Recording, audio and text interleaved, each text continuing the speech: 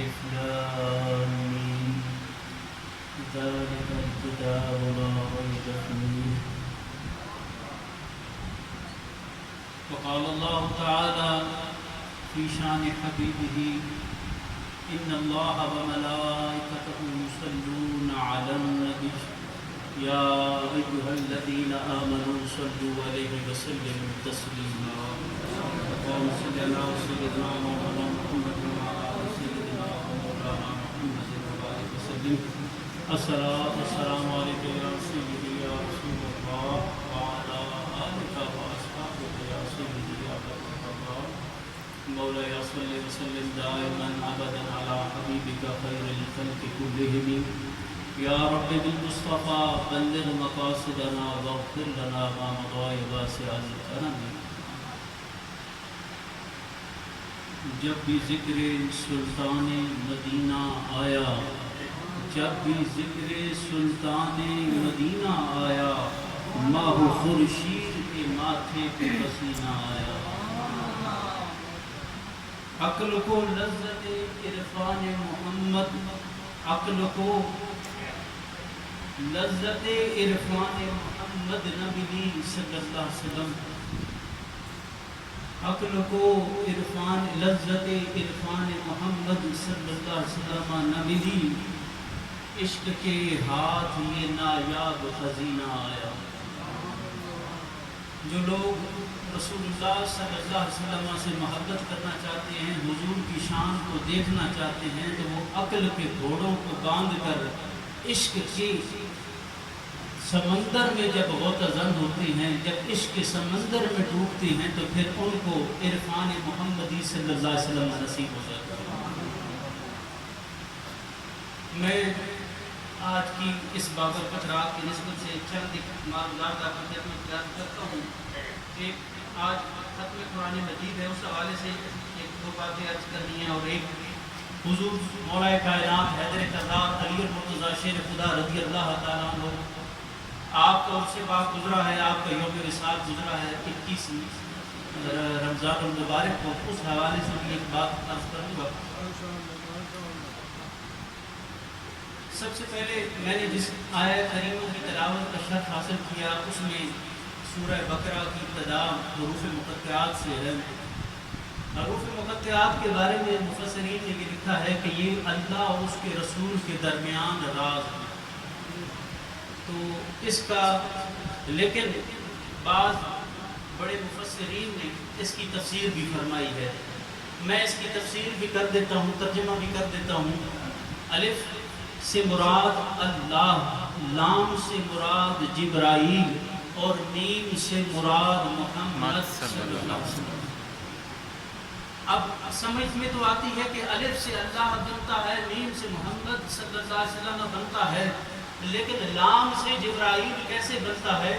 تو عرب شریف کے سرداروں کا یہ اصول تھا کہ جب جہاں سرداروں کا ذکر آتا، عرب کے بڑوں کا ذکر آتا، تو ان کے نام کا پہلا حرف، اور اگر کہیں غلام کا ذکر آ جاتا تو اس کے نام کا آخری حرف کا ذکر کر دیا جاتا. تو معلوم یہ ہوا کہ رب کے نام کا پہلا حرف، اور رب نے اپنے حبیب کو مالک کائنات بنا کر بھیجا ہے، اختیار دے کر بھیجا ہے، سردار بنا کر بھیجا ہے، سید بنا کر بھیجا ہے. اس لیے آپ کے نام نامی کا پہلا حرف میم، اور جبرائیل علیہ السلام جو فرشتوں کے سردار ہیں، وہ میرے آقا دو جہاں محمد مصطفیٰ صلی اللہ علیہ وسلم کے در کے غلام ہیں. تو رب تعالیٰ نے ارشاد فرمایا ذالک الکتاب لا ریب فیہ، یہ وہ کتاب ہے جس میں کوئی شک نہیں ہے. اب صرف اس بابرکت رات ختم قرآن کریم کے حوالے سے میں صرف آپ کی خدمت میں جو باتیں دو عرض کرنا چاہتا ہوں، وہ اس کا مقصد یہ ہے کہ ہمارا تعلق قرآن کریم کے ساتھ مضبوط ہو جائے. ہمارے سینوں میں عشق قرآن کریم، رب کے اس کلام کی محبت پیدا ہو جائے، اور ہمیں قرآن کریم کی جب محبت نصیب ہوگی، محبت کے صدقے میں ہمیں عرفان نصیب ہوگا، معرفت نصیب ہوگی. اور جس کو قرآن سمجھ آ گیا، پھر ان کو قرآن کریم پڑھنے کا لطف آتا ہے، پھر مولا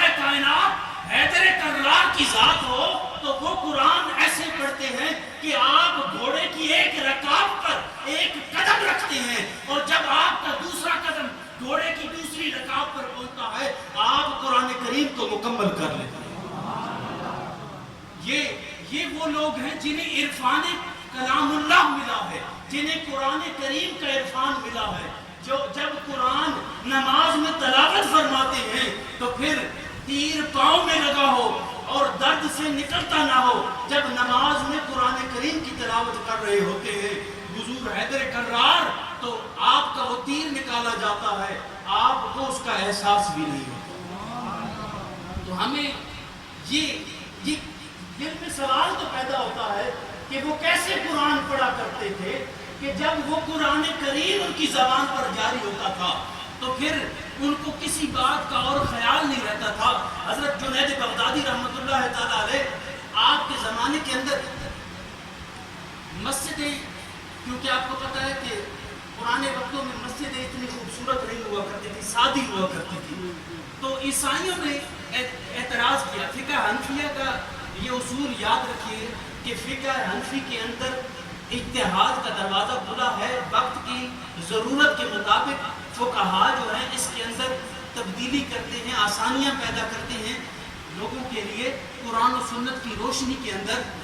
تو یہ جو آج ہم مسجدیں دیکھتے ہیں، یہ مسجدیں آج پختہ ہیں، خوبصورت ہیں، تو یہ کسی فقہ حنفی کی وجہ سے ان کو خوبصورت بنایا گیا، یعنی کہ اس میں حضور کی سنت کو ختم نہیں کیا گیا۔ سنت کیا ہے کہ مسجد کے اندر نماز پڑھی جائے، نماز آج بھی پڑھی جا رہی ہے، لیکن کیفیت بدل گئی۔ تب چھپر ہوتے تھے، اوپر وہ پتے ہوا کرتے تھے، اب الحمدللہ دیواریں ہیں، چھت مضبوط ہیں، بارشوں سے، موسم کے اثرات سے محفوظ ہیں۔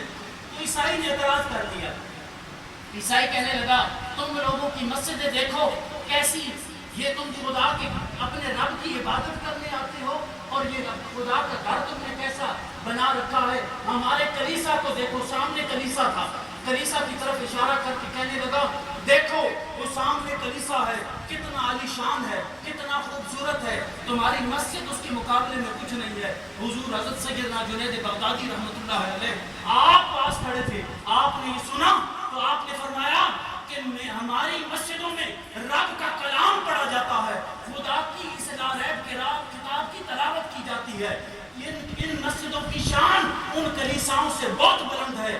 آپ نے فرمایا میرے رب کے کلام کی اگر شان دیکھنی ہے تو دیکھو، حضرت جنید بغدادی نے اپنی ایک شہادت کی انگلی کو کھڑا کیا اور کلیسا کی طرف اشارہ کر کے فرمایا لو انزلنا ھذا القرآن علی جبل لرأیتہ خاشعا متصدعا من خشیۃ اللہ، تو پھر تم دیکھو گے کہ جب اگر اللہ کا قرآن، اگر ہم رب نے فرمایا ہم پہاڑوں پر نازل کر دیتے تو یہ پہاڑ خدا کے خوف سے ریزہ ریزہ ہو جاتے۔ جب یہ تلاوت کی اس آیت کی آپ کی انگلی کے اشارے سے، وہ پورا کلیسا گر کر مٹی کا ڈھیر بن گیا۔ آپ نے فرمایا تم ہمارے مسجد کا مقابلہ کرتے ہو، ہمارے مسجد میں جس رب کا کلام پڑھا جاتا ہے، میں نے صرف اس کی ایک آیت پڑھی ہے، تمہارا کلیسا اس کو برداشت نہیں کر سکا، زمین بوس ہو گیا۔ یہ قرآن کریم کی شان ہے۔ اللہ رب العزت نے ہمیں اصول بتا دیا، بس سمجھنا یہ ہے جو بات میں آپ کو سمجھانا چاہتا ہوں کہ ہم نے قرآن کریم سے اپنا تعلق مضبوط کیسے کرنا ہے۔ مضبوط تعلق تب ہوتا ہے جب ہمیں اس کی سمجھ آنی شروع ہو جائے۔ اللہ رب العزت نے ارشاد فرمایا ذالک الکتاب لا ریب فیہ، یہ وہ کتاب ہے جس میں کوئی شک نہیں، ھدی للمتقین، اس میں یہ سراپا ہدایت ہے۔ لیکن یاد رکھنا ہدایت کے لیے شرط یہاں پر لگا دی گئی، اس میں ہدایت تو ہے لیکن صرف کن کے لیے؟ اہل تقویٰ کے لیے، متقین کے لیے۔